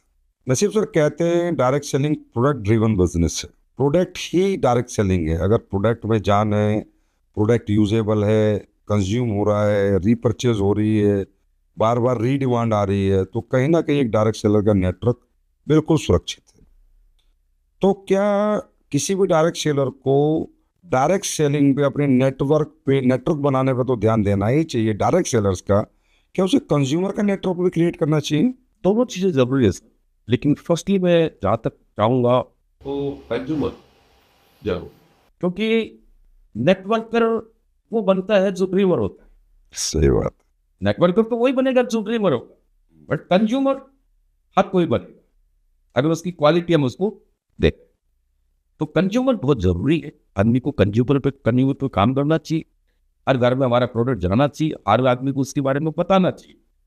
तो नेटवर्कर, उसके साथ साथ हमें नेटवर्कर भी बनाना चाहिए, डायरेक्ट सेलर भी बनाना चाहिए, क्योंकि कुछ ऐसे भी लोग होते हैं जिनके सपने होते हैं वो आकर अपने इस इंडस्ट्री में अपना सपना पूरा कर सकता है, बट कंज्यूमर पे ज़्यादा डायरेक्ट सेलर का नेटवर्क तो हो गई, वो तो ड्रीमर लोग आ चुके हैं, विजनरी लोग हैं, नेटवर्क कर रहे हैं, पर उसके अपने कितने कस्टमर होने चाहिए जो उससे हर महीने प्रोडक्ट ले और उसकी भी एक इनकम उसको लाइफ टाइम आती रहे। एनआईटी से सिर्फ 50-60 का कम से कम होने चाहिए डायरेक्ट सेलर के जो यूजर कंज्यूम करते हैं, 50-60 कम से।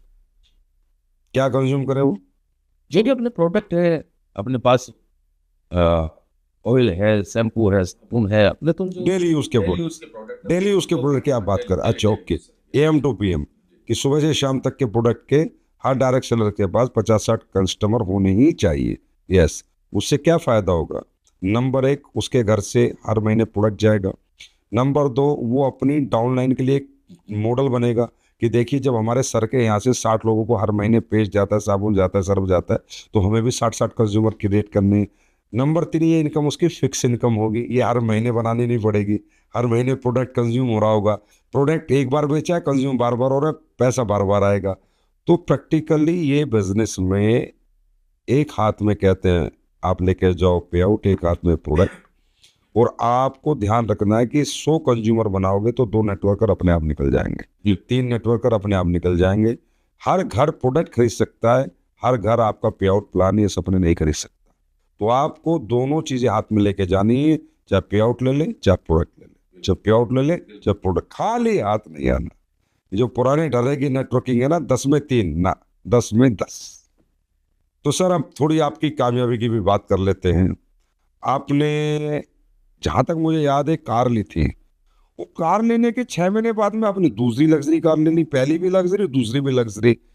तो वो क्या हुआ था उन दिनों, मतलब ऐसा क्या हुआ कि भाई अभी लेके आए मर्सिडीज और 6 महीने भी उन दोनों एक ही बहुत थी? एक्चुअली सर, मैंने जब इस इंडस्ट्री में शुरुआत की थी ना, फिर एक सप्ताह था कि मैं रेंज रोवर, अच्छा, और एक शो था जयपुर के अंदर, उस शो में मैंने बोल दिया कि रेंज रोवर से चलो, रेंज रोवर से चलो। मैंने ऑडी Q3 ले ली, और मेरे बोल मतलब महिपाल सर भी ऐसे ही हैं, वो बोल देते हैं यार इसको कब बदली कर रहा है, इसको कब बदली कर रहा है। तो ली थी बहुत ही जल्दी में, बोल दिया। फिर मेरा भी खुद का ड्रीम था रेंज रोवर लेनी है, मेरा शौक था, तो बस वो शौक में लिया रेंज रोवर कुछ। अभी तो कितनी 2 लग्जरी कार है आपके पास? तो इन दोनों में मतलब 6 महीने का था जहाँ तक मुझे याद। 6 भी नहीं, 3 महीने का गिफ्ट था उस साल। 3 महीने में 2 लग्जरी कार, वाह वेरी गुड। कैसा लगा जब झुंझुनू ये रेंज रोवर लेके गए आप? ये चीज़ तो मैं बयान नहीं कर सकता सर, लेकिन मेरे बच्चे, मेरा परिवार, मेरे रिलेटिव, जितने मेरे जान पहचान वाले, वो बोलते हैं कि यार अजीब इंसान, 1.5 करोड़ की कार लेके। लिमिटेड लोग ही वो आते हैं सर, लिबर्टी लो। तो 2009 में जब आप नौकरी करते थे कितने पैसे कमाते थे? 2009 में तो कुछ ज़्यादा सैलरी नहीं थी सर, 7-8 हज़ार रुपये ज़्यादा ज़्यादा इतनी सी सैलरी थी, जो तो इतनी थी 8 और 9 इतनी। तो ये 8,000 रुपये कमाने वाला व्यक्ति 2009 में डायरेक्ट सेलिंग में 2016 में आया, तो आज कितने कमा रहा है? आज तो लगभग 40 से 45 लाख रुपए की मंथ की सालाना एवरेज आ जाती है तुम्हें, मंथ की एवरेज।